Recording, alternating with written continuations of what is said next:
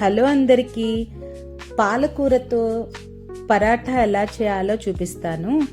నేను 2 కట్టల పాలకూర తీసుకున్నాను. వాటి కాడలు తీసేసి శుభ్రంగా కడుక్కుని సన్నగా తరిగి పెట్టుకోవాలి. ఇవి పిల్లలకి లంచ్ బాక్స్లో పెట్టడానికి చాలా బాగుంటాయి. సింపుల్గా చూపిస్తాను ఎలా చేయాలో.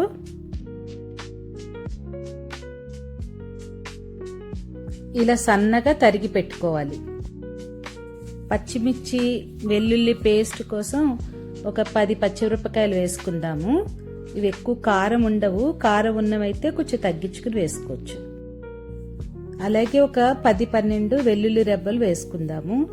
పాలకూరతోటి ఏ వంటకం చేసినా కూడా వెల్లుల్లి వేస్తే మంచి రుచిగా ఉంటుంది. అలాగే కొద్దిగా జీలకర్ర కూడా వేసుకుందాం.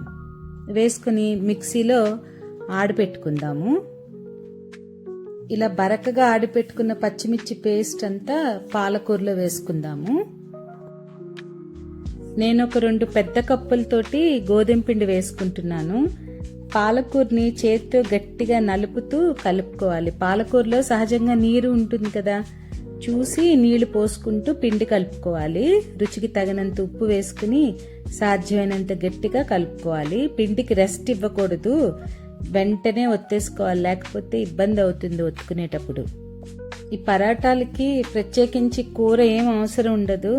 టొమాటో పచ్చడి కానీ, ఆవకాయ, లేకపోతే పెరుగు రాయితా ఏది వేసుకుని తిన్నా బాగుంటుంది.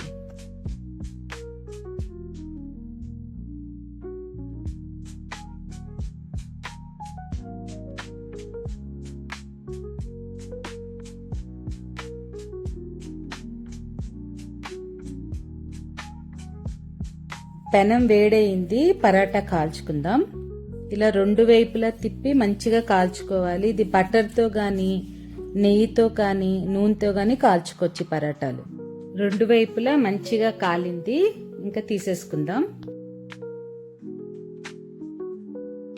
మా పాపకి లంచ్ కోసం టొమాటో పచ్చడితోటి ఇస్తున్నాను. మీకు నచ్చాయా పాలక్ పరోటాలు? నచ్చితే తప్పకుండా ట్రై చేయండి, లైక్ చేయండి. Thanks for watching.